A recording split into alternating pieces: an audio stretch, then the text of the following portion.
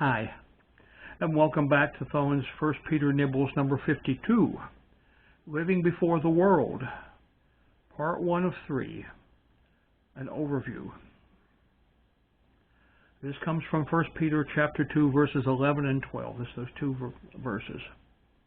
And since this is the first time we study this, I'm going to read it.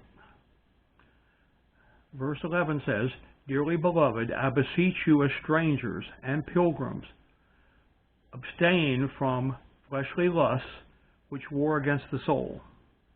And verse 12 says, "Having your conversation honest among the Gentiles, that whereas they speak against you as evildoers, they may by your good works, which they shall behold, glorify God in the day of visitation." Wow, what a wonderful idea this is. It's about our outward witness, how we shine to others. You know, we see God shining to us now that we're saved, but now we get to shine to others. Why is this in the Bible? Pointing out what we can do to represent God in the world in the best possible way. The communications is glorifying the Lord. Wow.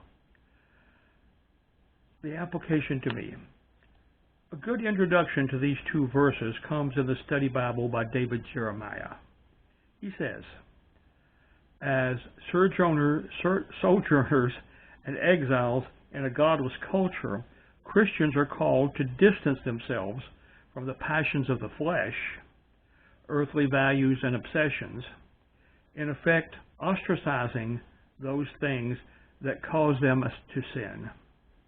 At the same time, their deeds should be so full of love and of integrity that they can win over unbelievers the evidence of Christ's work in their lives."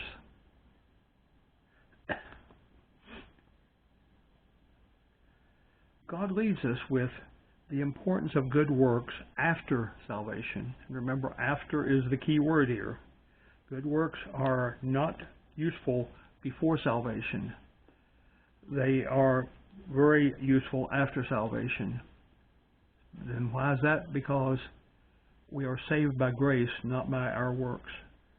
But once we are enlisted, so to speak, in the Lord's army and are saved people, then the good works we do will lead to the salvation of others, and that's the important thing. My response: Lord, thank you for giving us the opportunity to serve you as witnesses to others who, just as we did, need your leadership to faith. Which we were someone, some way, somehow got us pointed in the right direction, and we got saved. And whether that was that may have been a person, in the one-on-one sense, it may have been a preacher doing his job from the pulpit. It may have been a commentator discussing what the scriptures really mean. It may have been reading in the Bible. It could be reading in the commentaries. It could be any of those things.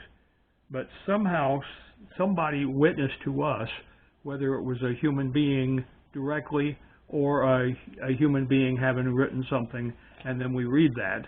All of those things are ways we get saved. And so, that's all key in all of this.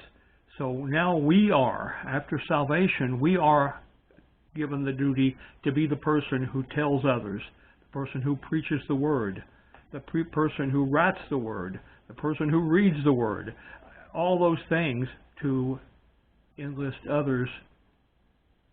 And that's a great responsibility we have. So, that said, I guess we'll see you next time and talk about part 2 of this.